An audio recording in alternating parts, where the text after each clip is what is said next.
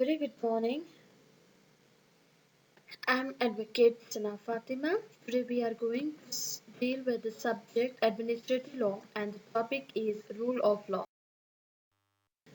What do you understand by the term of rule of law? The term rule of law is taken from the England. ये जो term है वो England से लिया गया है. It means that no person is above the law.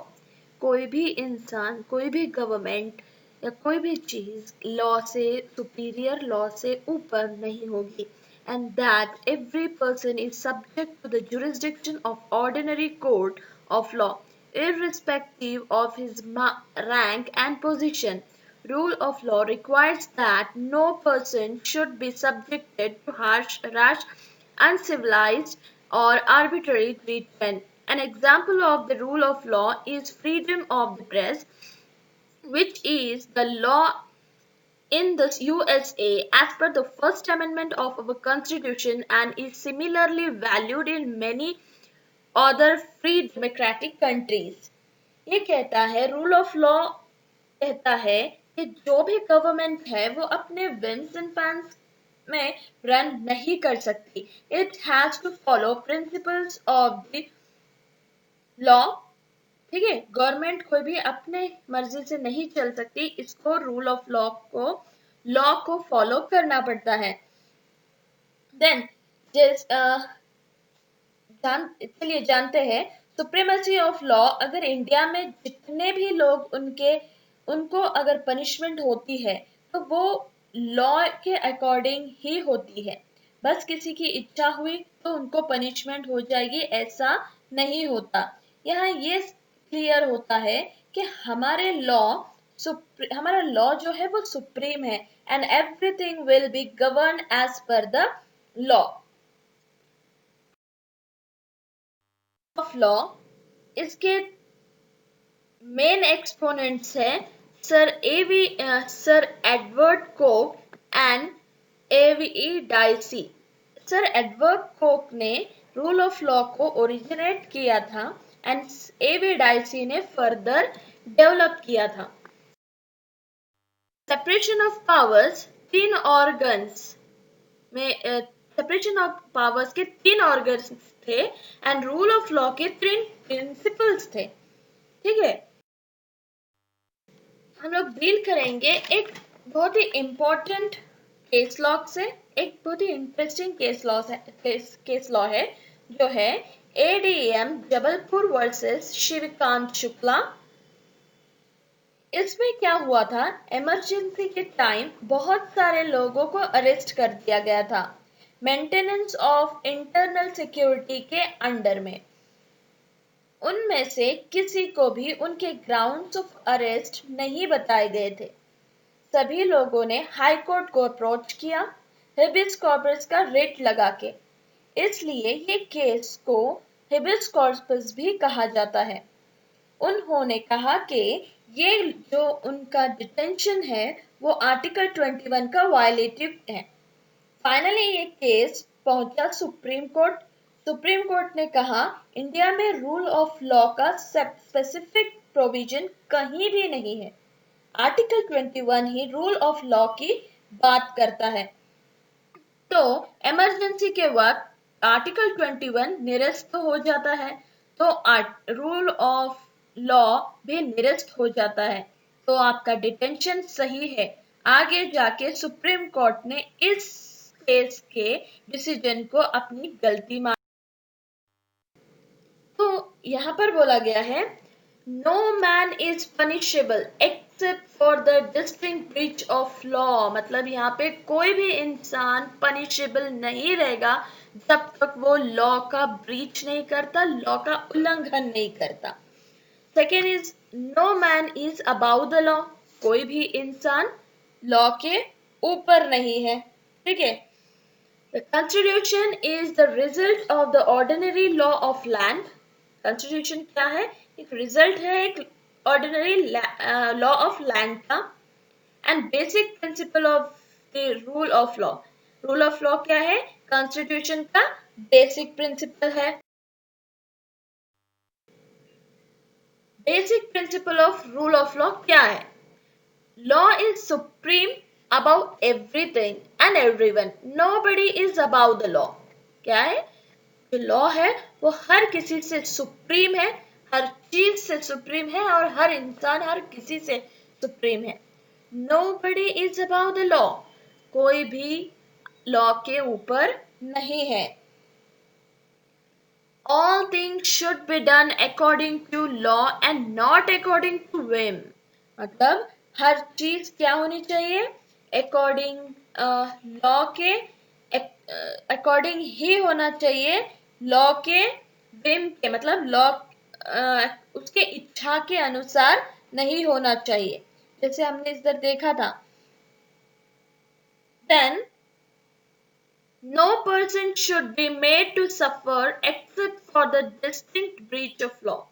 कोई भी इंसान किसी और रीजन से उसे सफर नहीं करना है चाहिए.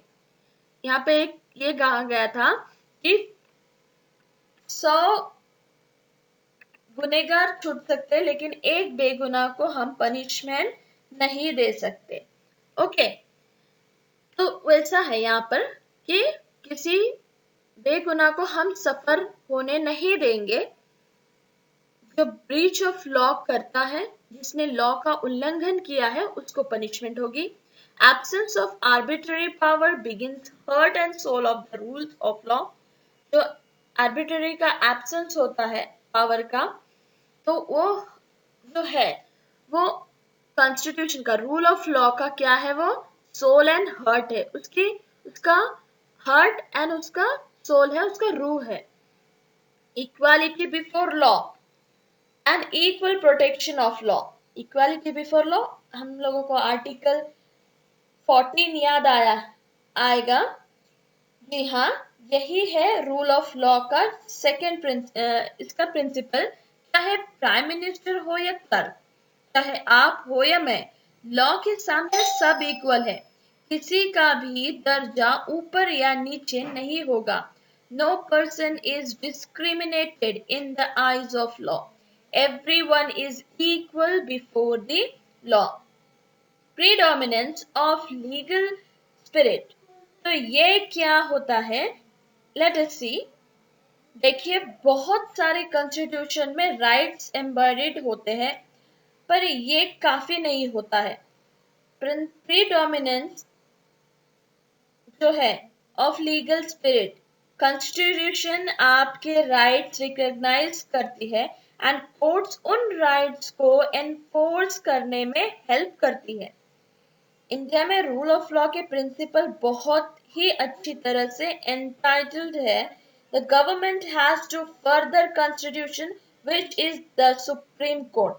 So Indian government is governed by the principles of law. Also in case of, we will see that in another topic, that a discretionary of power should be exercised within the reasonable limit set by law. जो discretion powers है उसके limitation होने चाहिए जो law के. हर किसी को powers दी गई है लेकिन सबके पावर्स क्या है? लिमिटेड है. जैसे हमने सेपरेशन ऑफ पावर में देखा था, जैसे 3 ऑर्गन्स में पावर्स दिए गए लेकिन तीनों को भी पावर्स के लिमिट दी गई है. Adequate safeguard against executive abuse of powers. ठीक है. Then independent and impartial judiciary. यहाँ पे क्या है? इंडिपेंडेंट और इम्पार्शियल जुडिशरी है. जुडिशरी क्या है? इंडिपेंडेंट है, फ्री है, और इम्पार्शियल है, पार्शियलिटी वो नहीं कर सकता. फेयर एंड जस्ट प्रोसीजर, मतलब इसका क्या है? फेयर प्रोसीजर होना चाहिए और प्रॉपर जस्ट प्रोसीजर होना चाहिए. और law is of old origin and is an ancient ideal. It was discussed by the ancient Greek philosophers such as Plato and Aristotle around 350 BC. Plato wrote, where the law is subject to some other authority and has none of its own, the collapse of the state, in my view, is not far off. But if law is the master of the government and the government is its slave, then the situation is full of the promise and men enjoy all the blessings that the gods shower on the state. Likewise, Aristotle also endorsed that concept of rule of law by writing that law should govern by those in the power should be servants of the law. यहाँ पर ये बोला गया है no pan is punishable except for distinct breach of law means जब तक कोई इंसान हमारे देश का ऑर्डिनरी ब्रीच नहीं करता या उसको तोड़ता नहीं है तब तक हमारे कानून का उल्लंघन नहीं करता है उसे तब तक पनिशमेंट नहीं दी जाती. The government can not punish anyone only by its own fact मतलब उसके इच्छा से उसे पनिशमेंट नहीं दी जाती है. Therefore, for example, अगर ए ने सुप्रीम कोर्ट का अगर ए मान लो ए है वो सुप्रीम कोर्ट का जज है उसने ये किया कि किसी के साथ दुश्मनी है उसकी किसी के साथ दुश्मनी है तो वो उसने बिना किसी रीजन के उसे पनिश कर दिया और वो भी फांसी के फंदे पर लटकाने का punishment that is punish till death hang till death का पनिशमेंट अगर उसको दिया तो ए का कहना है कि वो जज है बोलकर वो कुछ भी कर सकता है कोई भी पनिशमेंट दे सकता है वो सुपीरियर है ओके जब तक उसने कोई जुर्म नहीं किया तब तक उसे पनिशमेंट नहीं दी जा सकती है ठीक है फिर उसी तरह the constitution is the result of ordinary law जो कॉन्स्टिट्यूशन राइट है उनका सोर्सेस किया है उनका सोर्स है judicial decision it means the constitution is the result of ordinary result of the land okay then जो judicial decision होते हैं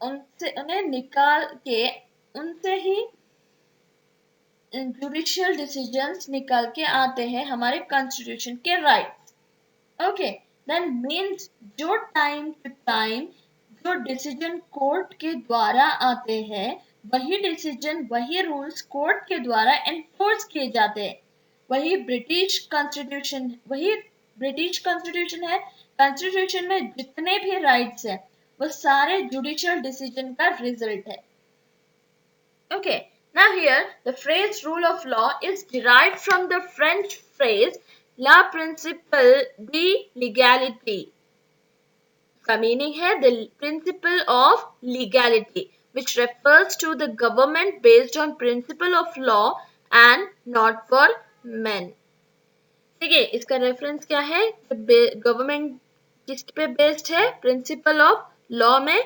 नॉट ऑफ मैन ठीक है इंसान पे नहीं वो प्रिंसिपल ऑफ लॉ पे डिपेंड करता है लॉ को रेफर करना है Rule of law is one of the basic principles of the English Constitution and the doctrine is accepted in the Constitution of USA and India as well.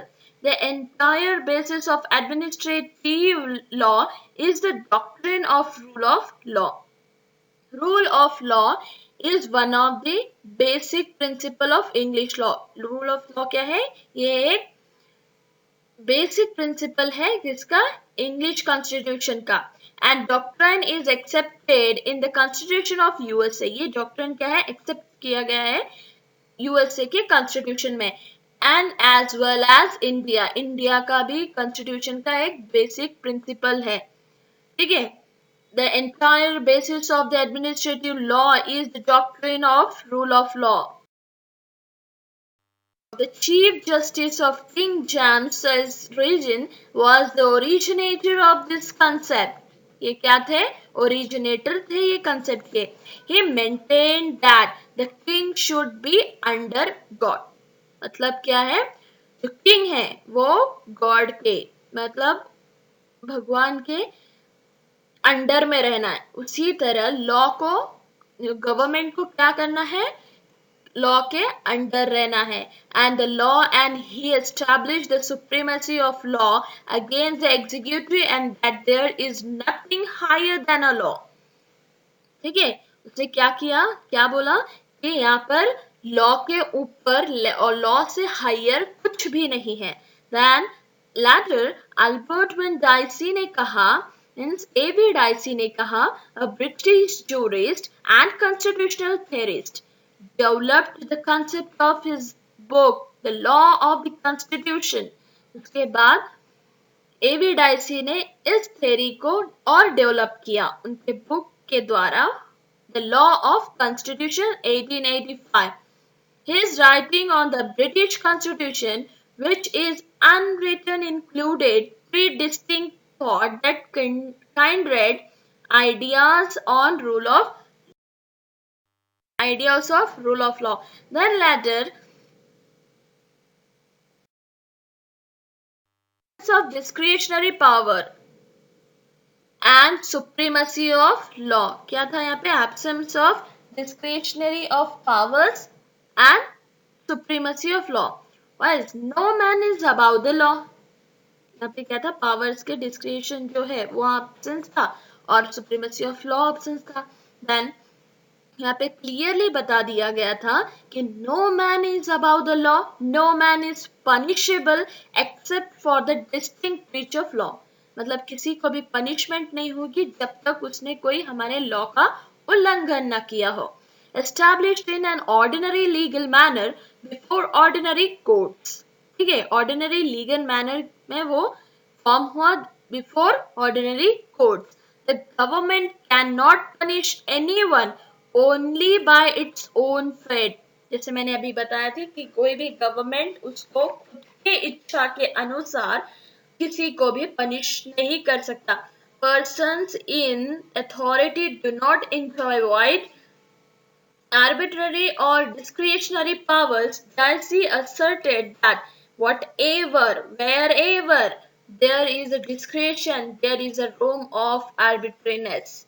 जहां पर भी, रायसी ने क्या कहा, जहां पर भी डिस्क्रिएशन होगा पावर्स का तो वहां पर क्या है, आर्बिट्रेशन होगा. Equality before law, every man what ever in his rank और कंडीशन. कोई भी इंसान हो, जैसा भी हो, उसकी रैंक कुछ भी हो, चाहे वो प्राइम मिनिस्टर हो, चाहे वो प्रेसिडेंट हो, चाहे वो कोई बड़ा बिजनेसमैन हो या हम जैसा इंसान हो, is subject to the ordinary law and jurisdiction of the ordinary court.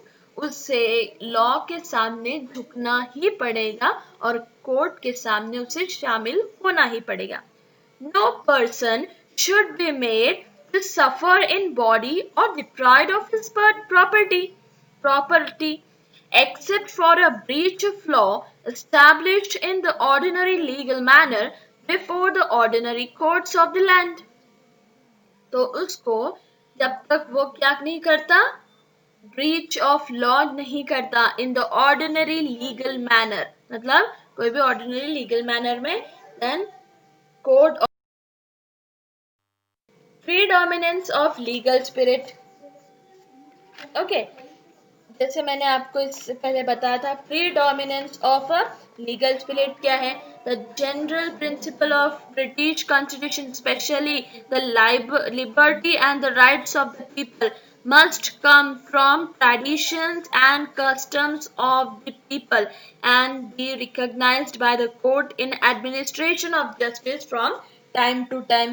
जैसे कि मैंने बताया, लीगल स्पिरिट ये कहता है क्या होता है कि बहुत सारे कॉन्स्टिट्यूशन में राइट्स एम्बॉडीड होते हैं, पर ये काफी नहीं होता कि प्रीडोमिनेंस ऑफ लीगल स्पिरिट में आपके राइट रिकॉग्नाइज करे और कोर्ट उन राइट्स को एनफोर्स करने में हेल्प करती है.